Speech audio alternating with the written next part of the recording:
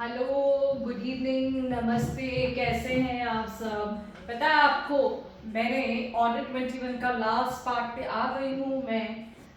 We are rocking here, so let's rock it. Order 21, जो कि जैसे मैं बात सोच रही थी कि जैसे हम गीता पढ़ते हैं, या जैसे मुस्लिम्स जो है कुरान पढ़ते हैं, जैसे क्रिश्चियंस जो बाइबल पढ़ते हैं, ऑर्डर 21 के लिए इतनी मेहनत करते हैं हम लोग। तो काश हम अगर ये सारे धार्मिक जो बुक्स है उससे भी पढ़ते, तो आज हम पता नहीं कहाँ होते। तो ये तो ठीक है, दिस इज लॉ, बट हमें कल्चर भी पता होना चाहिए। तो सारे धर्म जो है उसके अकॉर्डिंग, जैसे हम सारे नॉलेज आज हमें वो सब्जेक्ट होते, तो आज हम लोग पता नहीं कहाँ से कहाँ होते। It is just my well being, it's just my emotions. I am sorry, I am not suppose to bring my emotions here, but ऐसे मुझे लग रहा था कि काश ऐसे होता कि वो भी हमारे सब्जेक्ट्स होते और हम कहाँ से कहाँ होते। तो अब आ जाते हैं डायरेक्टली ऑर्डर 21 पे। ऑर्डर 21 जो है, it's the last part of order 21। मेरा तो ऐसे था कि ऑर्डर 21 को एक ही वीडियो लॉन्ग बनाकर उसको उड़ा देना मेरा काम था, बट ऐसे था कि बहुत सारे स्टूडेंट्स ने कहा मैम हमें ऑर्डर 21 अगर आप थोड़ा सा और पार्ट में समझा देते। पर मुझे ऐसे लग रहा था कि जब हम मूवी देखने जाते हैं तो क्या पार्ट पार्ट में मूवी देखते हैं क्या? नहीं ना। तो why not picture one time and closure, तो बेटर अंडरस्टैंड। चलिए आ जाते हैं हम 64 पे। लास्ट मैंने 63 तक आपके जो लास्ट, अगर आप मेरा वीडियो देखोगे तो मैंने 63 तक ऑलरेडी कवर कर चुकी हूँ। Now coming to 64 section which speaks about power to order property attached to be sold proceeds to be paid to a person. अब यहाँ पर क्या होता है पता है आपको, कि जो भी अटैचमेंट होती है प्रॉपर्टी की in the form of money, तो जो सेल हुई है, एग्जीक्यूशन का ऑर्डर हुआ है, वही तो है ये। बस उतनी सी बात है। देखो पहले पावर आ गया, किसका पावर आ गया? कौन सा पावर आ गया? है ना, प्रॉपर्टी अटैचमेंट का पावर आ गया। जैसे कि अभी बिग बॉस का पावर चल रहा है, अब यहाँ पर 64 का पावर चलेगा। ठीक है, 65 में अब सेल आ जाएगी। सेल कैसे की जाएगी? अब 65 क्या बोलते हैं, sale by whom conducted and how made. Now sale conducted by whom and how made. अब यहाँ पर एक ऑक्शन होता है, ऑक्शन में जो परचेज करने, मतलब समझो कि जो ऑक्शन होता है ना, उसी दिन वो प्रॉपर्टी को मूवेबल हो इमूवेबल हो उसको निकाला जाता है। अब आप इमूवेबल प्रॉपर्टी में आप एब्सोल्यूट ओनर नहीं बनते, ठीक है ना। इमूवेबल प्रॉपर्टी में आप एब्सोल्यूट ओनर नहीं बनते, लेकिन मूवेबल में क्या होता है, आपको सीधा सीधा हैंड ओवर किया जाता है property and you become absolute owner, right. तो इट इज वेरी इजी। तो 65 होता है सेल बाय हूम कंडक्टेड, कौन करता है, एंड हाउ मेड, कैसे होता है। बस सिंपल लॉजिक की बात भी छोड़ दीजिए। इसका पावर, किसका पावर? सेल का power. Proclamation of a sale by public auction. सुनो सुनो गांव वालों, अब ये प्रॉपर्टी जो है वो कोर्ट की है, वो तुम्हारी नहीं है, भूल जाना। ठीक है, ड्रम बजाएंगे, ड्रम, ठीक है, लेजिम बजाएंगे और ये प्रॉपर्टी को ऑक्शन में बाहर करेंगे।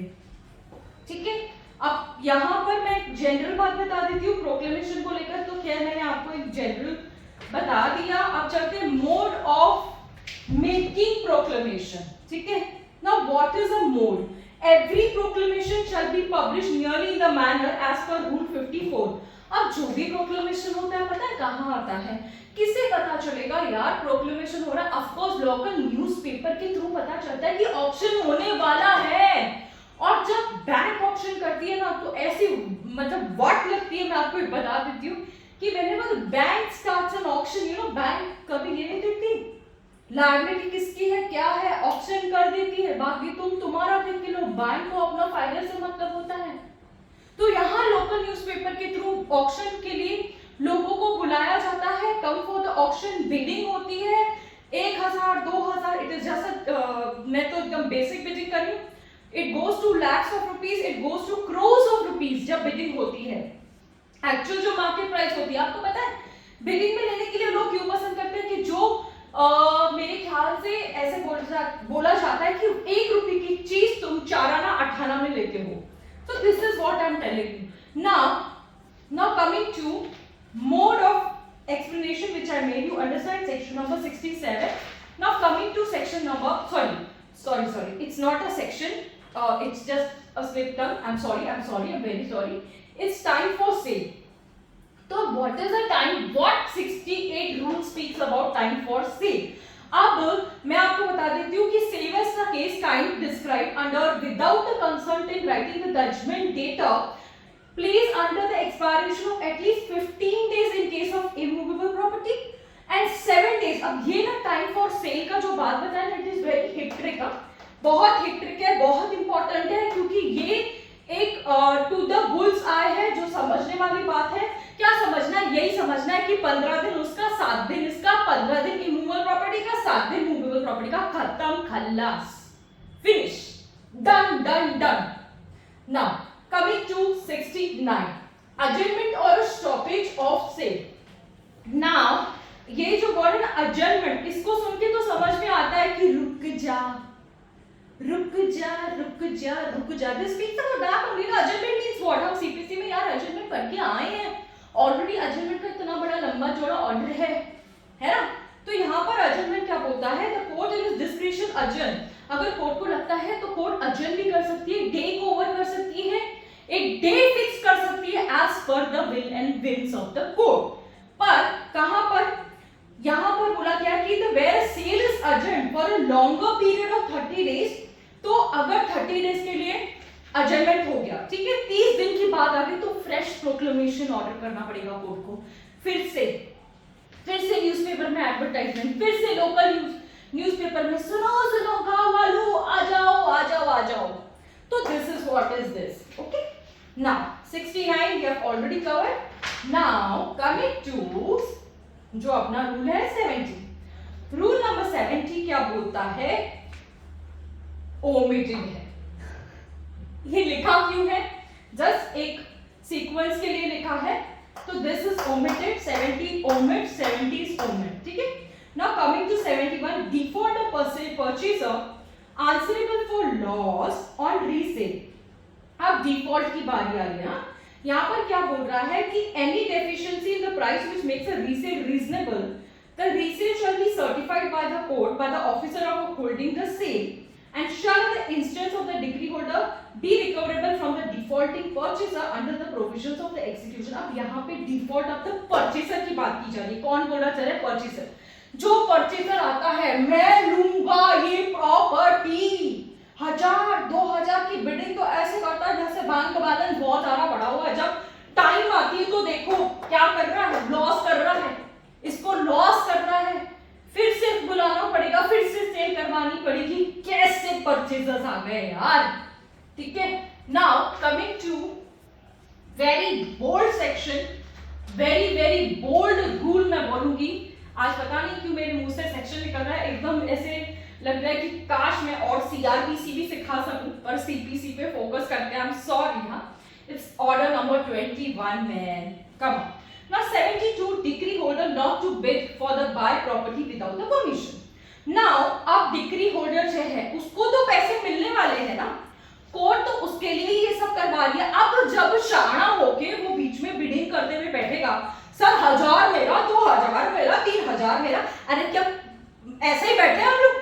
तेरे लिए सब कुछ चल रहा है, तेरे लिए ये सब इन्विटेशन किया, तू तेरा पैसा ले और निकल. अगर तुझे यही करना था तो बोल देना था भाई ऑक्शन करा दो, मैं कर देता हूं पैसा. ऑक्शन की भी क्या जरूरत थी? डायरेक्ट बोलता, ऑक्शन भी नहीं करवाता. तो ये तेरे लिए हो रहा है तो you stop. You can not, आप नहीं कर सकते ऑक्शन में बिडिंग. कौन नहीं कर सकता है भैया? डिक्री होल्डर नहीं कर सकता. मैं 10 बार अपने वीडियोस में बता चुकी हूं, फिर से रिपीट करूंगी. जो जजमेंट जिसके फेवर में आती है डिक्री होल्डर, जजमेंट जिसके अगेंस्ट में आती है जजमेंट डेटर, जजमेंट डेटर. चीख के चिल्ला के ये बात कह चुकी हूँ, भूलना मत. ऑर्डर 21 का बेस यही है.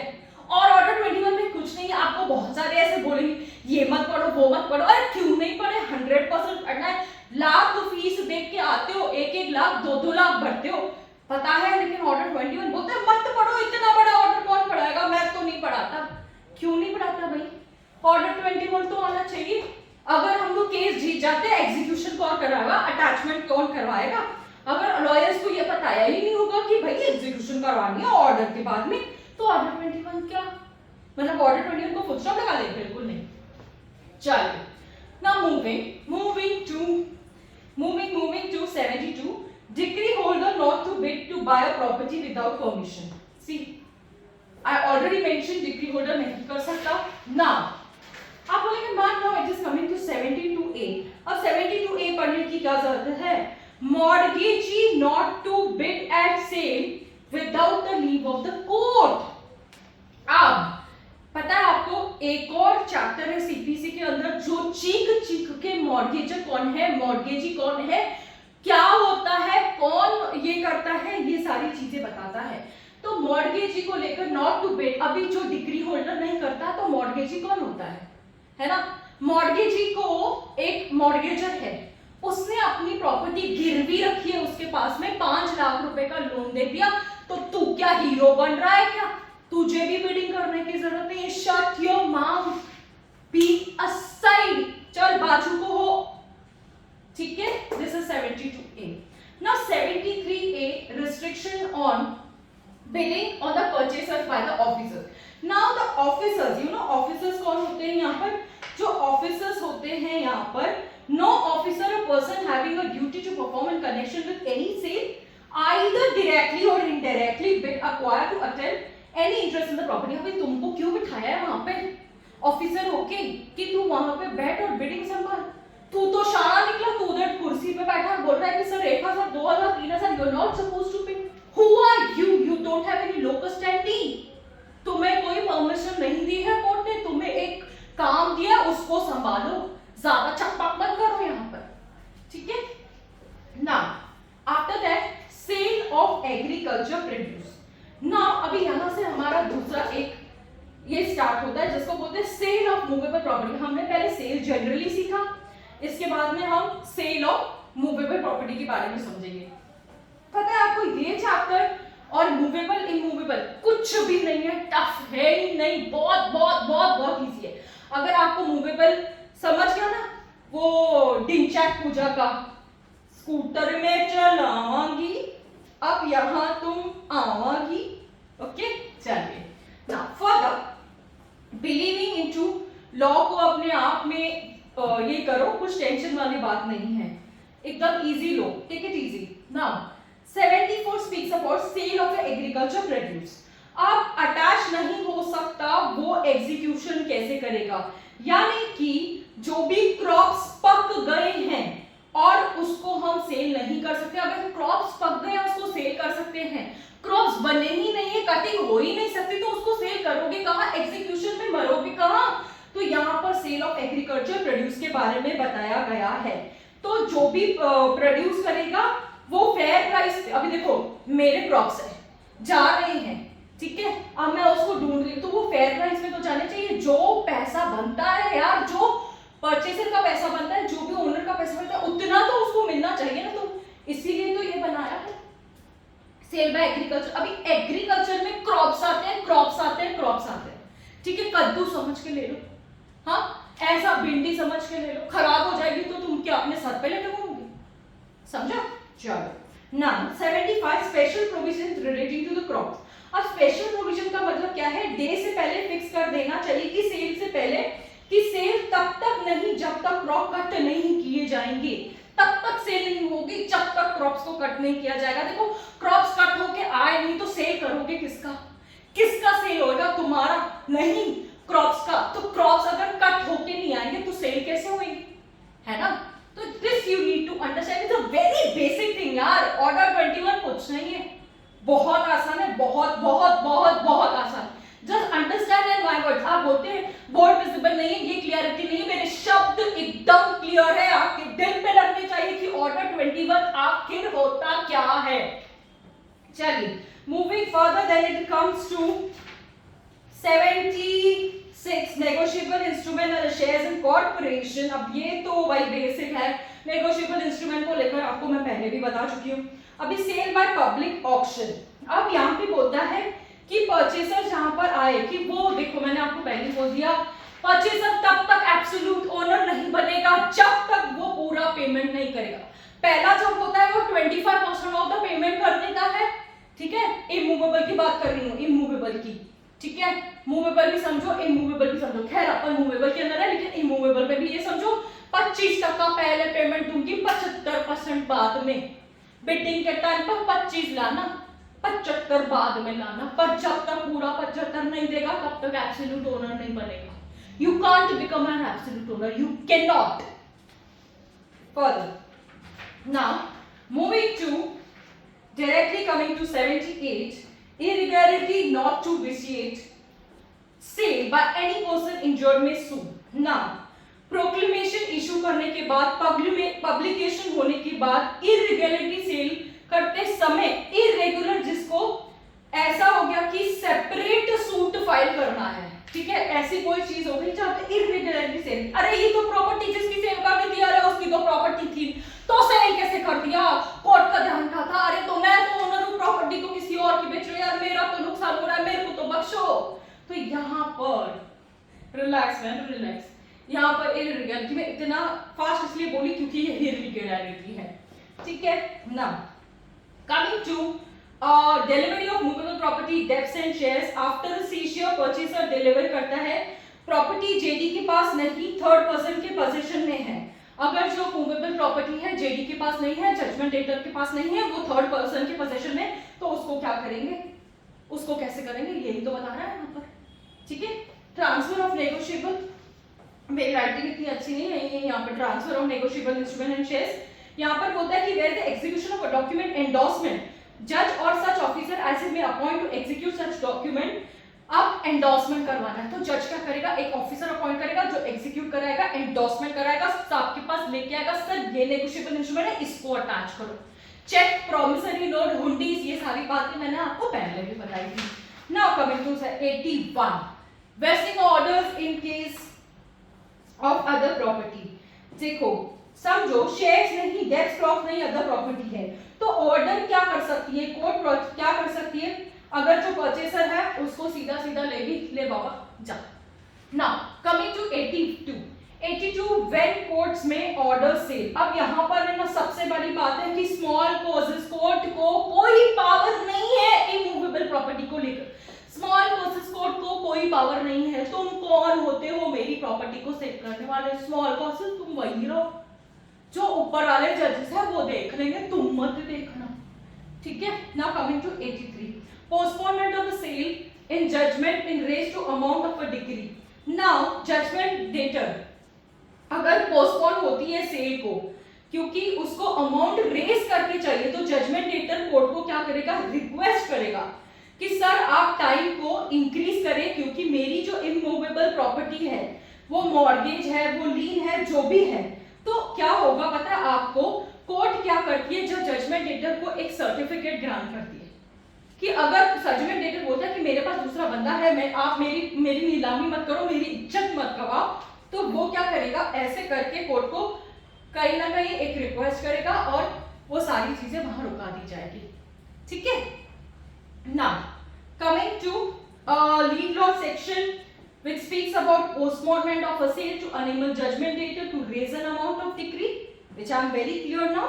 Deposit of a purchaser on resale or default. अब मैंने ना 25% और 75% की जो बात आपको बताई थी ना, resale on default on every sale of immovable property, the sale pay immediately after the deposit of 25%. It speaks about 25%. ठीक है, अगर आप 25% नहीं भरते हो तो दोबारा ऑक्शन होगा, फिर परचेसर की वजह से जो परचेसर ने नुकसान किया है कोर्ट उस परचेसर से नुकसान भरा के लेगी। क्यों, हम क्या इधर टाइम पास करने बैठे थे कि आप परचेसर आए हैं, चलो चलो चलो, ये सब बातें नहीं होती। Now coming to 85 speaks about time for payment in full purchase money. 15 days में आपको पेमेंट पूरी करनी है, 15 डेज में अगर आप पेमेंट नहीं करते तो भूल जाना सरकार, ठीक है। Now coming to 86 procedure in default of a payment.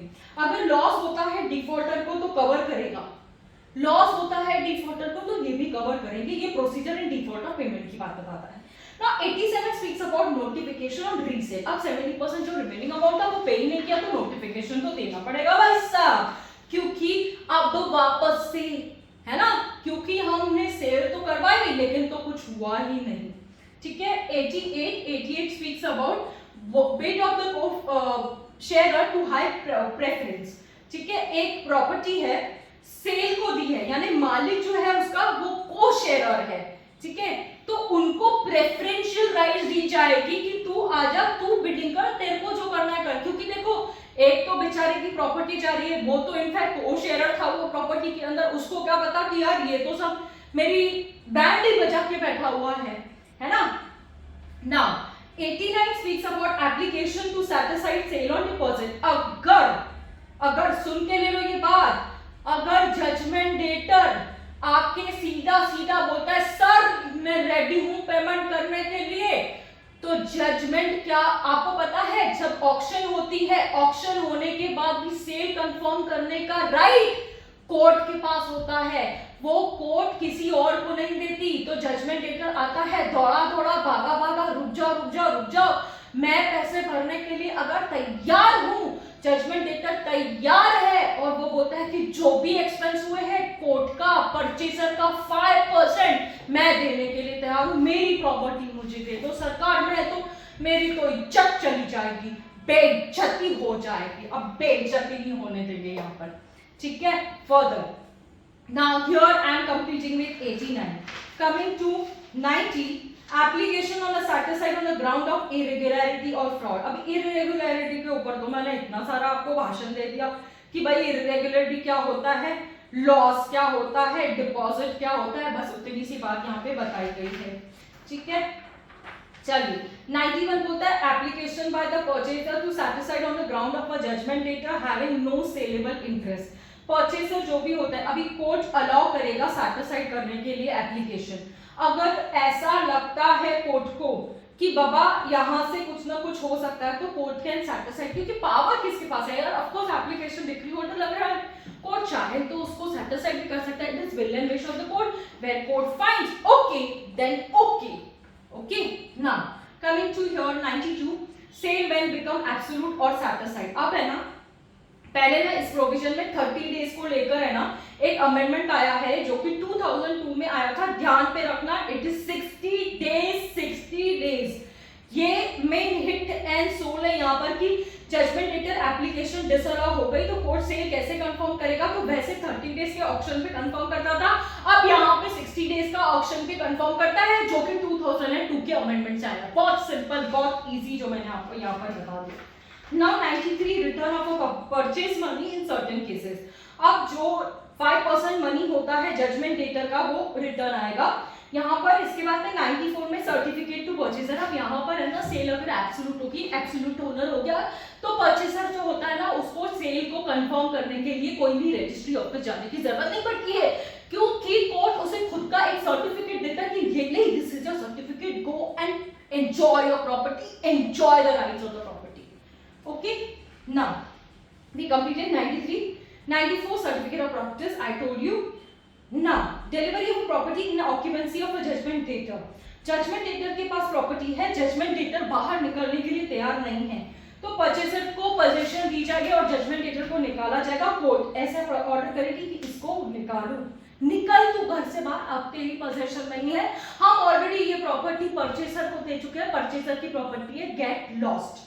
Okay, now 96 speaks about delivery in property of tenant. अगर वहां पे टेनेंट रहता है उस प्रॉपर्टी के अंदर जो कि परचेजर की प्रॉपर्टी अब हो गई है, तो कोर्ट क्या बोलेगा, टेनेंट को बोलेगा तू निकल, अब तू यहाँ पे लेना देना तेरा कुछ भी नहीं है। लेकिन यहाँ पर एक मैं बात बता देती हूँ कि अगर जो परचेजर है वो बोलता है कि इट इज ओके, आप मेरे घर में रह सकते हो, अब जो भाड़ा है, जो रेंट है वो मुझे दे दीजिए, इट इज ओके, नहीं तो उसको